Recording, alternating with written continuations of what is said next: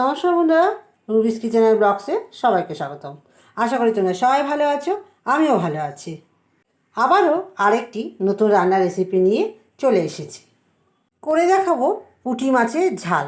দেখতেই পাচ্ছ এখানে আমি ছোট ছোট পুঁটি মাছ বাজার থেকে কেটে এনে ধুয়ে আমি নুন হলুদ মাখিয়ে নিলাম। তারপরে একটা কড়াই বসিয়ে মাছগুলো আমি ভেজে নেব। আর আজকে রান্নাটার রেসিপি হলো পুঁটি মাছের ঝাল। তোমরা পুঁটি মাছের ঝাল চচ্চড়িও বলতে পারো। আমি এটা পুঁটি মাছের ঝাল মানে একটু ঝাল ঝাল করে খাবো। পুঁটি মাছটা যেহেতু মিষ্টি, একটু ঝাল ঝাল হলে খেতে ভালো লাগবে। চলো করে দেখাই কিভাবে আমি রান্নাটা করি। দেখতেই পেলে আমি এখানে নুন হলুদ আর লঙ্কার গুঁড়ো দিয়ে মাছটাকে 5 মিনিটের মতন মেরিনেট করে রেখে দেবো। তারপরে কড়াইতে ভেজে নেব। কড়াইতে তেল দিয়ে নেব।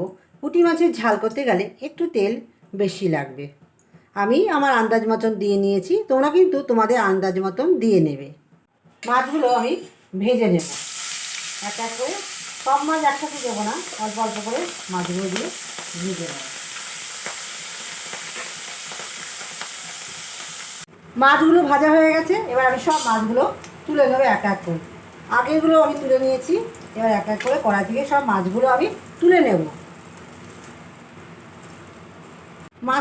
মাছ ভাজা তেলেই আমি একটু তেল দিয়ে নিয়েছি। এরপর একটু কালো জিরা ফোড়ন দিয়ে নিলাম।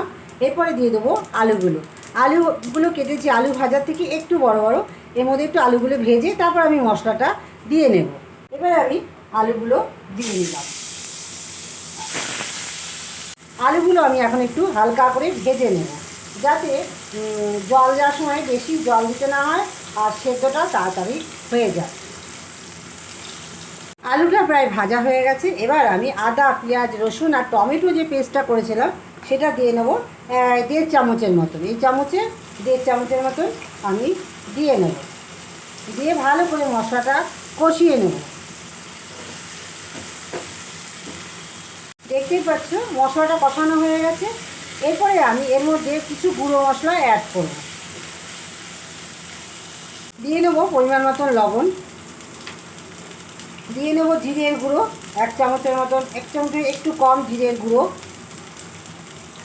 দিয়ে নিলাম। জিরের গুঁড়ো 1/2 চামচের মতন। যেহেতু এটা ঝাল ঝাল করবো তাই জন্য 1 চামচের মতন শুকনো লঙ্কার গুঁড়ো দিয়ে নিলাম। আর রং আসার জন্য আমি কাশ্মীরি লঙ্কার গুঁড়ো দিয়ে নেব।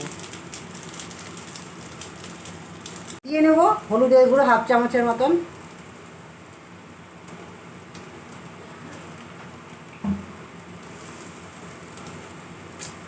ভালো করে এবার সব কিছু মিশিয়ে নিয়ে জল দিয়ে নেব। জল দিয়ে নিলাম।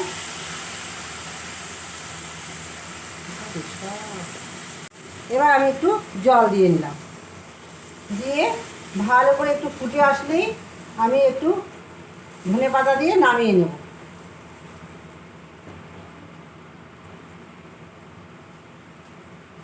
আচ্ছা, এক্ষেত্রে বলে রাখি আমি এর মধ্যে একটু সর্ষে আর একটু সাদা সর্ষে আর কালো সর্ষে বাটা দেবো।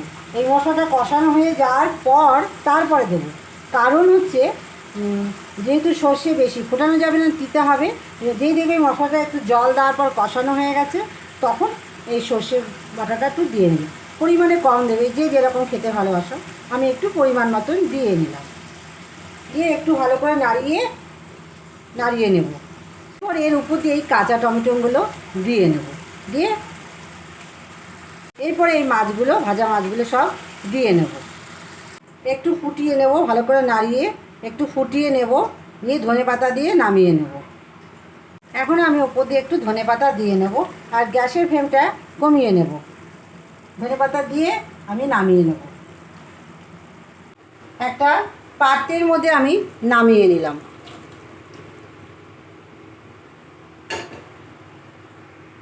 ওপর দিয়ে একটু ধনেপাতা দিয়ে নিলাম, যে দেখতে ভালো লাগে বলে। আর আমার ভিডিওগুলো যদি ভালো লেগে থাকে অবশ্যই তোমরা লাইক কমেন্ট শেয়ার আর সাবস্ক্রাইব করে দেবে। চলো বন্ধুরা, আজকে এই পর্যন্ত। আবারও আরেকটি নতুন ভিডিও নিয়ে কালকে তোমাদের সামনে হাজির হয়ে যাব। আজকে এই পর্যন্ত।